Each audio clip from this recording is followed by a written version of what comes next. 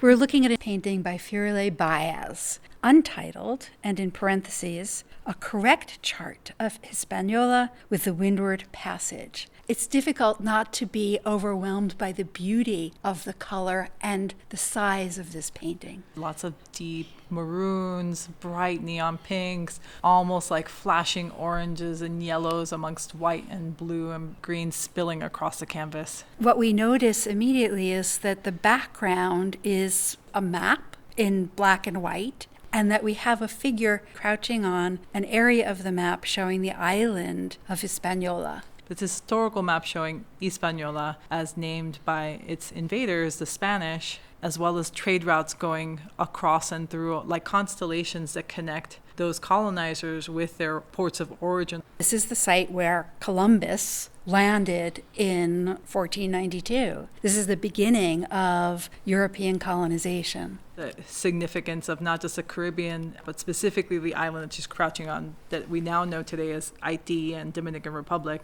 named by its indigenous peoples, the Taínos, as Haiti and Quisqueya. And so what was considered a discovery for those colonizers, the Spanish, the French, the English, was really spaces that were known historically and had texture and contours to indigenous peoples of the region who were decimated by the disease brought over across the ocean. So we have this figure who dominates this map that is a signal to me of the European Enlightenment, of the desire to map the world, to travel the world, to colonize the world, to name it, classify it, especially all those efforts by Europeans in the Americas. Yes, and the figure is one of Báez's cosmic women. There's a suggestion of a resistance through the fact that we can't see her, we can't identify her. The fact that the artist refers to this figure as a cosmic woman makes me think about the cosmic, world-changing consequences of what happened in this place. And especially when we look at the shadow cast over not just the island of Hispaniola, but also the Caribbean writ large as it goes off the canvas as well. I feel like I see worlds and galaxies and planets. This is something that for Báez is a meditation she continues to have on other worlds, other futures, especially reflecting on the idea of Drexia, which is this idea of a black Atlantis, of folks who survived being thrown off of the sides of ships.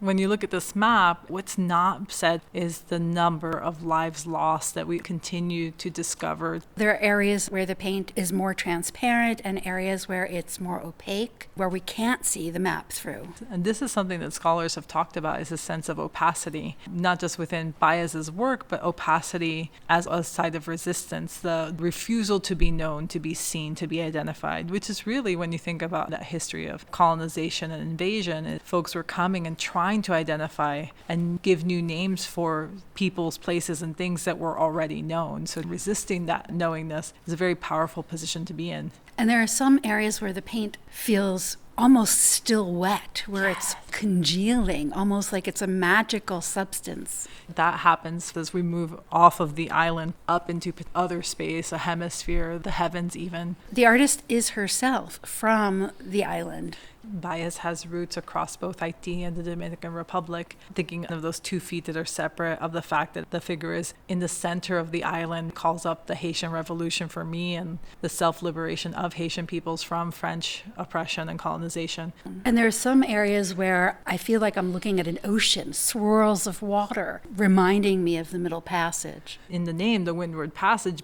This was a passage that linked the Atlantic Ocean to the Caribbean. And we can see it clearly marked in this map. In fact, there's other parts that don't have as much presence outside of, say, the name of the island of Cuba, or even here across the Dominican where it says Spanish Quarters. So there's these little moments where she allows this highlight to happen through the map itself, revealing more information, but then also the figure covering up other information that's not necessarily, I think, important for us to know so much as to sit with the figure and have this moment of reflecting on what is not being represented.